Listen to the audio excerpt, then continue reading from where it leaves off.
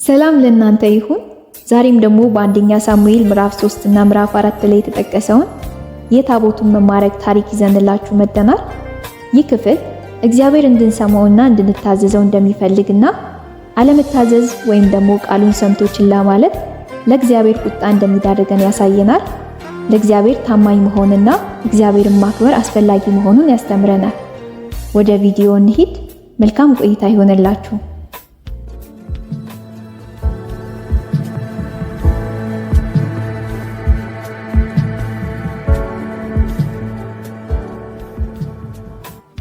የታቦቱ መማረክ። ብላቴናው ሳሙኤል ከኤሊ በታች ሆኖ እግዚአብሔርን ያገለግል ነበር። በዚያን ዘመን የእግዚአብሔር ቃል ብርቅ ነበር፣ ራእይም አይታይም ነበር። አይኖቹ ከመድከማቸው የተነሳ ማየት የተሳነው ኤሊ አንድ ሌሊት በስፍራው ተኝቶ ነበር። ሳሙኤልም ደግሞ የእግዚአብሔር ታቦት ባለበት በእግዚአብሔር ቤተ መቅደስ ውስጥ ተኝቶ ነበር። የእግዚአብሔርን መብራት ገና አልጠፋም ነበር። እግዚአብሔርም ሳሙኤልን ጠራው። ሳሙኤልም እነሆኝ አለ። ወደ ኤሊም ሮጦ በመሄድ እነሆኝ የጠራኸኝ አለው። ኤሊ ግን እኔ አልጠራውህም፣ ተመልሰህ ተኛ አለው። እርሱም ሄዶ ተኛ። ደግሞም እግዚአብሔር ሳሙኤል ብሎ ጠራው። ሳሙኤልም ተነሳና ወደ ኤሊ ሄዶ እነሆኝ የጠራኸኝ አለው። ኤሊም መልሶ ልጄ ሆይ እኔ አልጠራውህም፣ ተመልሰህ ተኛ አለው። በዚያን ጊዜ ሳሙኤል እግዚአብሔርን ገና አላወቀም ነበር። የእግዚአብሔርም ቃል ገና አልተገለጠለትም ነበር። እግዚአብሔር ሳሙኤልን ለሶስተኛ ጊዜ ጠራው። አሁንም ሳሙኤል ተነስቶ ወደ ኤሊ በመሄድ እነሆኝ የጠራኸኝ አለው። ኤሊ በዚያን ጊዜ ብላቴናውን ይጠራ የነበረው እግዚአብሔር መሆኑን ተረዳ። በዚያን ጊዜ ኤሊ ሳሙኤልን ሂድና ተኛ፣ ከእንግዲህ ቢጠራህ ግን እግዚአብሔር ሆይ ባሪያህ ይሰማልና ተናገር በል አለው። ስለዚህ ሳሙኤል ወደ ስፍራው ተመልሶ ተኛ። እግዚአብሔርም መጥቶ በዚያ ቆመ። ቀደም ሲል እንዳደረገው ሁሉ ሳሙኤል ሳሙኤል ብሎ ጠራው። ሳሙኤልም ባሪያህ ይሰማልና ተናገር አለ።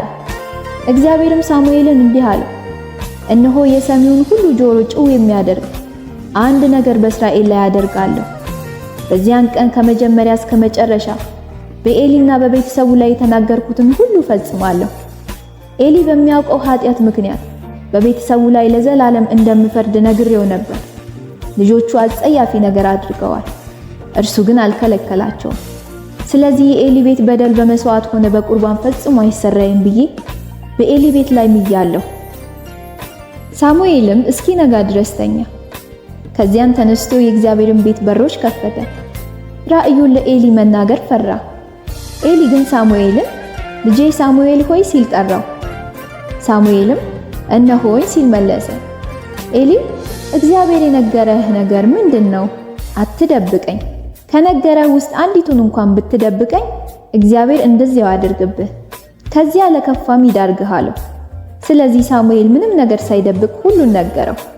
ኤሊም እርሱ እግዚአብሔር ነው፣ መልካም መስሎ የታየውን ያድርጋል። ሳሙኤልም እያደገ ሄደ። እግዚአብሔርም ከእርሱ ጋር ስለነበር ከሚናገረው ቃል አንዳች በምድር አይወርቅም ነበር። ከዳን እስከ ቤርሳቤ ያሉ እስራኤላውያን በሙሉ ሳሙኤል በእርግጥ የእግዚአብሔር ነብይ መሆኑን አወቁ።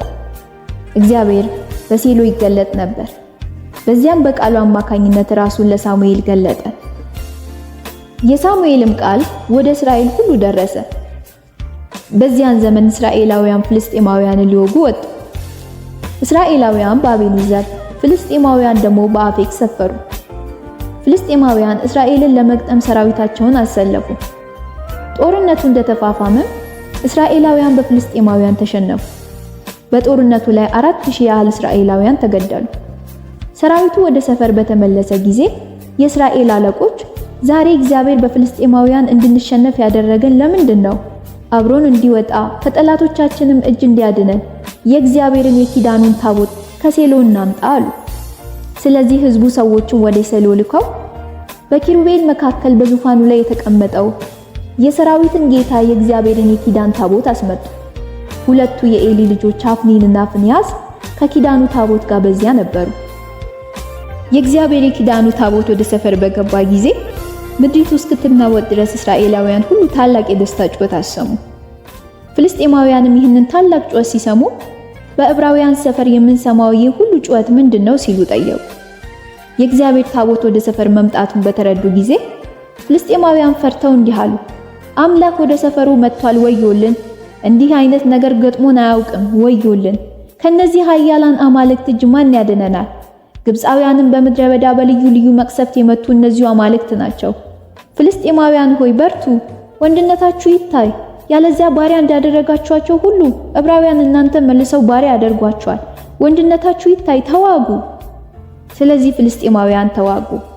እስራኤላውያንም ስለተሸነፉ እያንዳንዱ ወደ የድንኳኑ ሸሸ። ታላቅ እልቂት ሆነ። ከእስራኤልም 30,000 እግረኛ ወታደሮች ወደቁ። የእግዚአብሔርም ታቦት ተማረከ። ሁለቱም የኤሊ ልጆች አፍኒንና ፊንያስ ተገደሉ። በዚያች ዕለት አንድ ብንያማዊ ልብሱን ቀዶ በራሱ ላይ ትቢያ ነስንሶ ከጦሩ ሜዳ እየበረረ ወደ ሴሎ መጣ። እዚያ እንደደረሰ ኤሊ ስለ እግዚአብሔር ታቦት ልቡ ስለተጨነቀ በመንገድ ዳር ወንበሩ ላይ ተቀምጦ ይጠባበቅ ነበር። ሰውየውም ወደ ከተማው ገብቶ የሆነውን ሁሉ ባወራ ጊዜ ከተማው ሁሉ በጩኸት ተናወጠ። ኤሊም ጩኸቱን በሰማ ጊዜ የምን ጩኸት ነው ሲል ጠየቀ። ሰውየውም ፈጥኖ መጣና ለኤሊ ነገረው። ኤሊ የ98 ዓመት ሽማግሌ ስለነበር አይኖቹ ደክሞ ማየት ተስኗቸው ነበር። ሰውየውም ኤሊን ከጦሩ ሜዳ ገና አሁን መምጣቴ ነው፣ ከጦርነቱ አምልጬ የመጣሁት ዛሬውኑ ነው ብሎ ነገረው። ኤሊም ልጄ ሆይ ታዲያ እንዴት ሆነ ሲል ጠየቀው። ወሬውን ያመጣው ሰው እስራኤል ከፍልስጤማውያን ፊት ሸሹ፣ ሰራዊትም ከፍተኛ እልቂት ደርሶበታል፣ እንዲሁ ሁለቱ ልጆች አፍኒንና ፊንያስ ሞተዋል፣ የእግዚአብሔርም የኪዳኑ ታቦት ተማርኳል ብሎ መለሰለት። ሰውየው ስለ እግዚአብሔር ታቦት በተናገረ ጊዜ ኤሊ በቅጥሩ በር አጠገብ ከተቀመጠበት ወንበር ላይ በጀርባው ወደቀ። እርሱም ያረጀና ሰውነቱ የሚከብድ ስለነበር አንገቱ ተሰብሮ ሞተ። እርሱም ለ40 ዓመታት በእስራኤል ላይ ፈራጅ ነበር። በዚያን ጊዜ ምራቱ የፊንያስ ሚስት ነፍሰ ጡር ነበረች፣ የምትወልድበትም ጊዜ ተቃርቦ ነበር። የእግዚአብሔርን ታቦት መማረክ የአማቷና የባሏ መሞት በሰማች ጊዜ ምጡ ስለጠናባት ተንበርክካ ወለደች። ለመሞትም በምታጣጥርበት ጊዜ በአጠገቧ የነበሩት ሴቶች አይዞሽ ወንድ ልጅ ወልደሻልና በርቺ አሏት። እርሷ ግን መልስ አልሰጠችም፣ ልብ ብላም አላዳመጠችም። የእግዚአብሔር ታቦት ስለተማረከ አማቷና ባሏ ስለሞቱ ክብር ከእስራኤል ተለይቷል ስትል የሕፃኑን ስም ኢካቦድ አለችው። ከዚያም የእግዚአብሔር ታቦት ተማርኳልና ክብር ከእስራኤል ተለይቷል አለች።